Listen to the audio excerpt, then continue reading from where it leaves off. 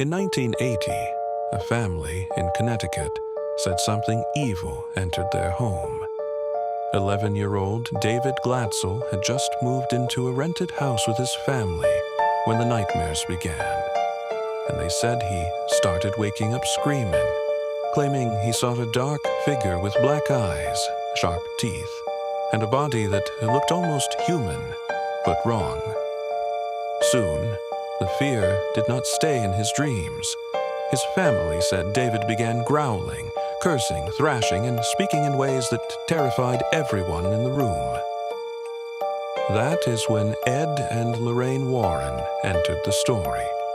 Already known for investigating hauntings and alleged demonic cases, the Warrens were called in to examine what the family believed was a real possession. According to the Warrens and the Glatzels' account at the time, David's condition became so extreme that priests were brought in and multiple exorcism attempts were performed. Among those present was Arne Cheyenne Johnson, the boyfriend of David's older sister. Arne was young, protective, and deeply disturbed by what he believed he was seeing. During one confrontation, witnesses later claimed Arne challenged the entity directly, shouting for it to leave David and take him instead. Whether that moment was supernatural or not, the story only got darker from there. In the months that followed, people close to Arne said he began acting strangely.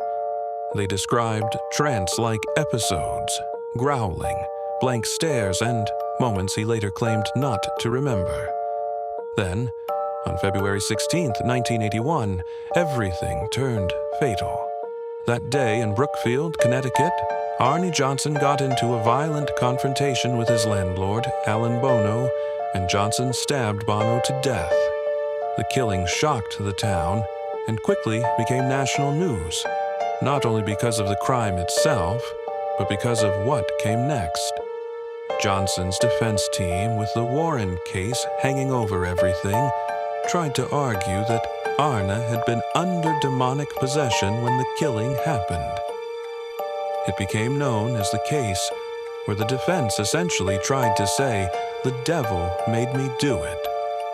The judge refused to allow that argument in court, calling it unscientific and inadmissible. Johnson was ultimately convicted of first-degree manslaughter and later served about 5 years in prison.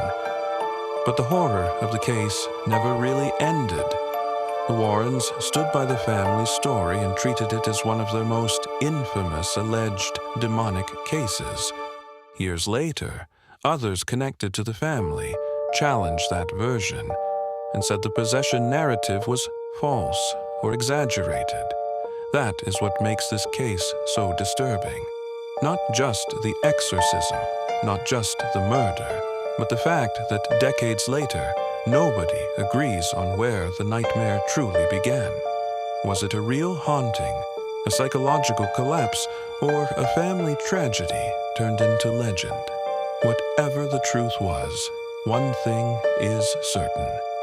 This remains one of the most famous Warren cases ever linked to an alleged exorcism, a killing, and the first known American murder trial to attempt a demonic possession defense.